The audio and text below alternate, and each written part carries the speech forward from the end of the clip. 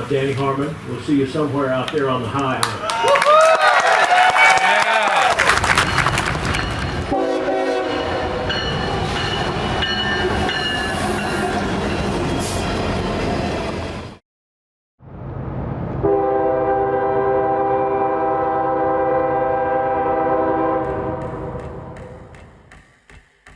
Every year during spring break, a special event brews down in South Georgia. Folkston Railwatch is a legendary name among rail fans across the world. People from all over the globe come here every spring just to see this special little town's abnormally high volume of railroad traffic that passes through on a daily basis. Estimates say 40 to 60 trains pass through each day, and before precision scheduled railroading, the number was most certainly higher. Longtime viewers of my channel will know that I visited Folkston in the summer of 2025, which is where I'm pulling this footage from. But I also recently attended Railwatch 2026. For 3 consecutive days, here is my experience of the most trains I've ever seen in an extended weekend.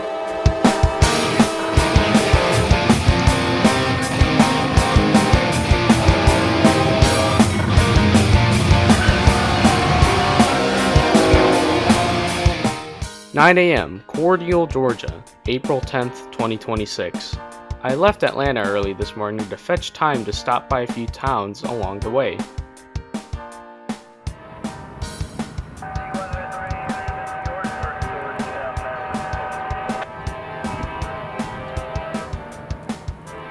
Our first train of the day is here, G103, who showed up not more than 15 minutes after I arrived.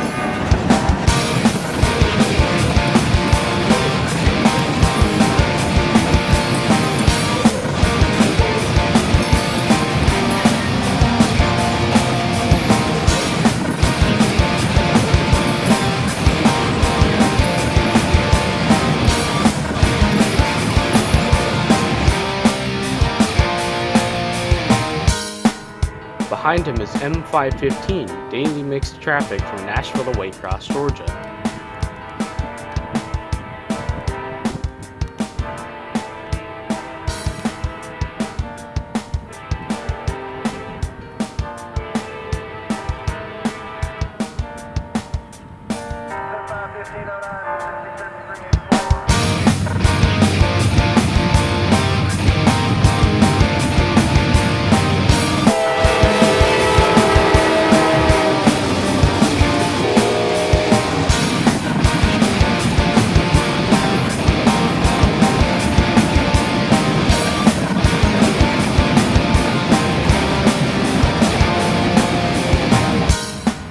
After him, things went silent for a while, so I decided to drop down elsewhere on the line.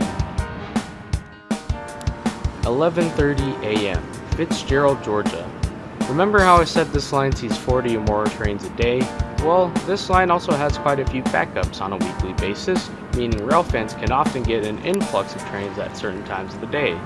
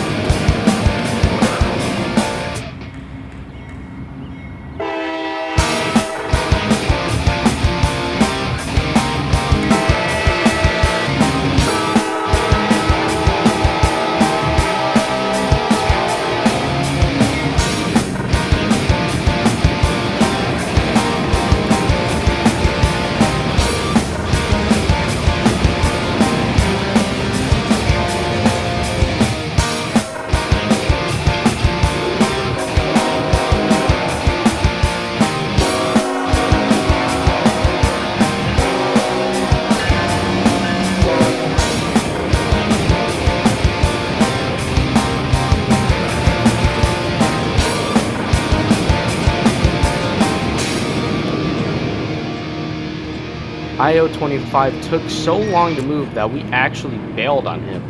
I didn't show much of the footage, but I was sitting there for at least 15 minutes, and it took him 20 to finally clear town. No, 20 is definitely an underestimate. It must have been 30 or longer. That night, I went down to Waycross and checked into our hotel, and welcome to my hotel room. This is the bathroom. And, not only does it slide on wheels, but it doesn't close. It doesn't close. I can fit my fingers through here. So, we don't have a lock on the bathroom door. Yeah, maybe don't rent a hotel in the city. It's the big day, April 11th, the day of Folkston Railwatch. I arrived at around 9 a.m., but it seems that people might have been here for hours already. The first 2 hours were quiet, no trains coming, so a few people began to speak at the rail fanning platform, which I barely caught in time. Then in late 2000, Mr. Cookie started telling city officials about the situation.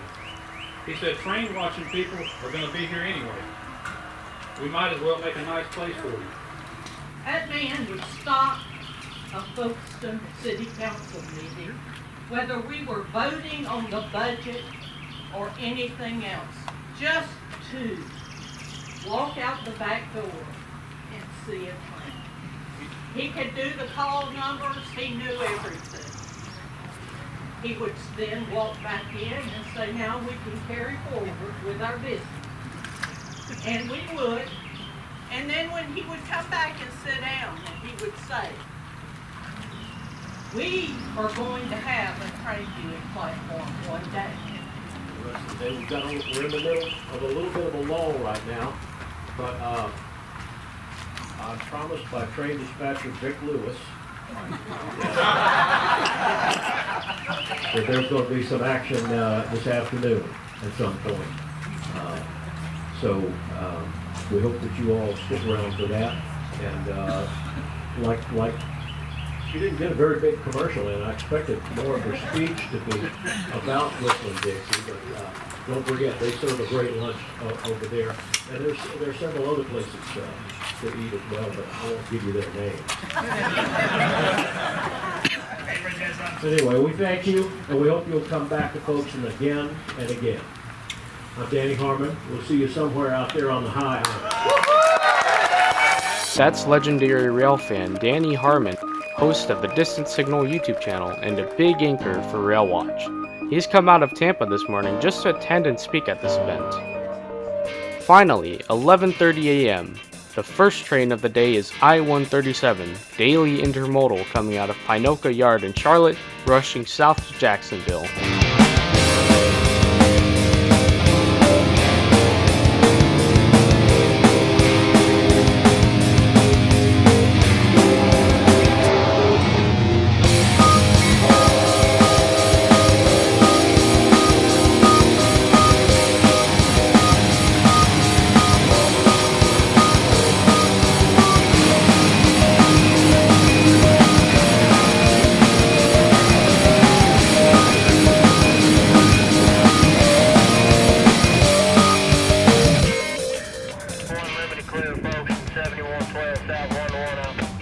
Two trains are coming south from Waycross. First up is CO 41.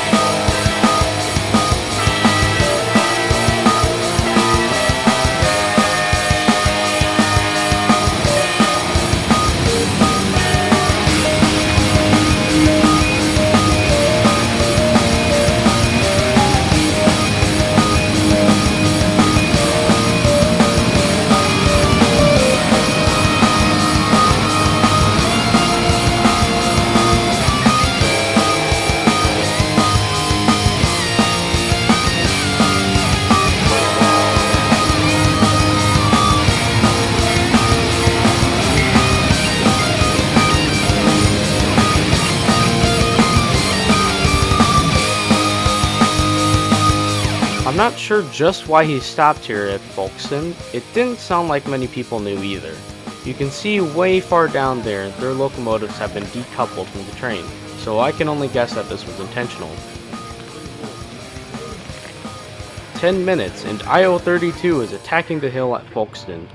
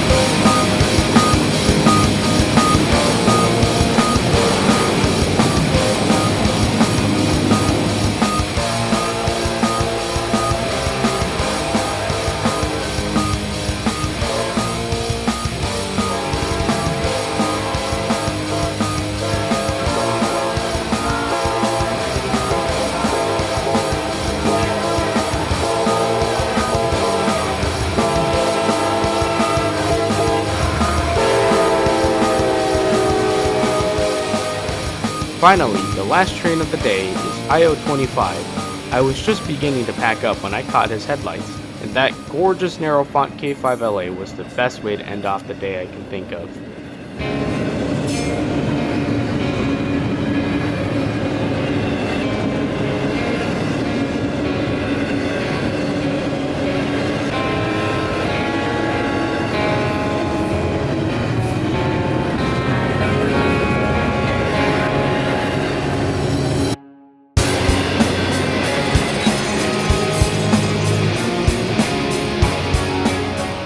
And normally here I'd say, okay, this is the end of the video, but I probably shouldn't be saying finally yet.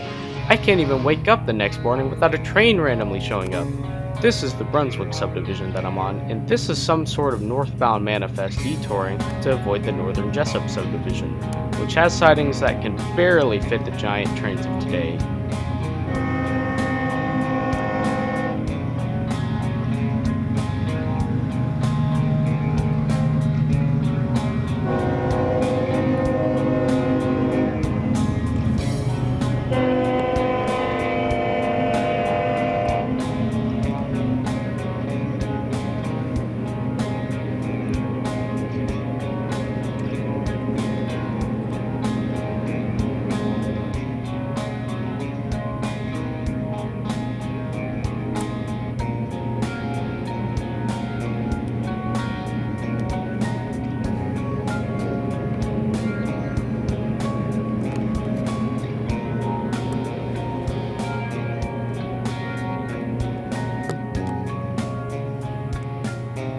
Finally, no way, I can't say finally. Look at this. As we're literally about to leave, this heritage unit casually rolls by while I'm at the parking lot of my hotel. By chance, I caught a heritage unit that, although I had already seen, I finally see moving. Okay, now I can say finally.